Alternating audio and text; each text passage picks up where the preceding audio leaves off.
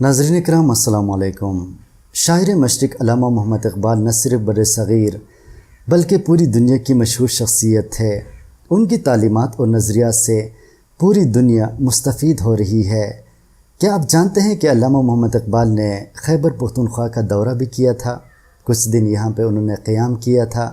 آج کی ویڈیو اسی حوالے سے ہے کہ اقبال خیبر پختونخوا کیوں تشریف لائے تھے اور یہاں پر کتنا عرصہ قیام کیا اور اس دوران ان کی مصروفیات کیا رہیں، اس حوالے سے ہم مختصر بات کریں گے۔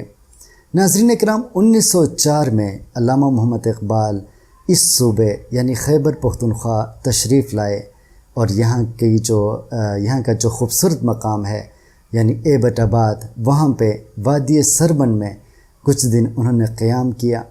ان کے آنے کی وجہ کے بارے میں بتایا جاتا ہے کہ ان کے بھائی کا کوئی کیس تھا یا مقدمہ تھا، اسی مقدمے کے حوالے سے اقبال اس صوبے میں تشریف لائے تھے اور یہاں کچھ دن جو انہوں نے قیام کیا، اس دوران ان کی مصروفیات کیا رہیں، اس حوالے سے محققین لکھتے ہیں کہ مشہور مصنف میر ولی اللہ ایبٹ آبادی کے والد محمد سلطان میر کی دعوت پر انہوں نے اسلامیہ ہائی اسکول میں ایک تقریب میں شرکت کی تھی اور اس موقع پر قومی زندگی کے عنوان سے انہوں نے ایک تقریر بھی کی تھی، جو بعد میں یہ تقریر مخزن رسالے میں بھی چھپا۔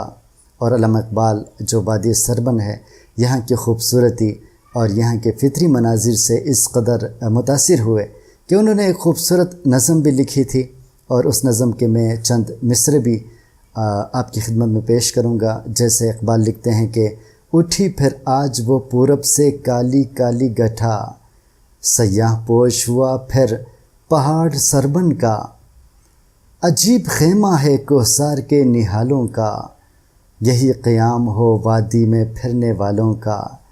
تو یہ نظم جو اس نے لکھی تھی وادی سربن کے حوالے سے، طویل نظم ہے لیکن میں نے آپ کے سامنے ایک دو اشعار کہہ دیے۔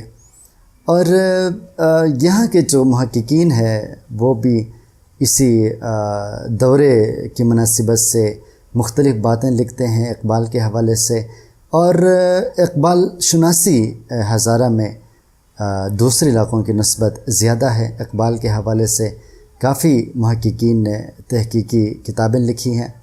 ان محققین میں میر ولی اللہ ایبٹ آبادی ہیں، پروفیسر محمد یونس میر ہیں، ڈاکٹر فقیرہ خان فقری ہیں، بشیر احمد سوز وغیرہ ان میں شامل ہیں، جنہوں نے اقبال شناسی پر مضامین لکھے اور کتابیں لکھی۔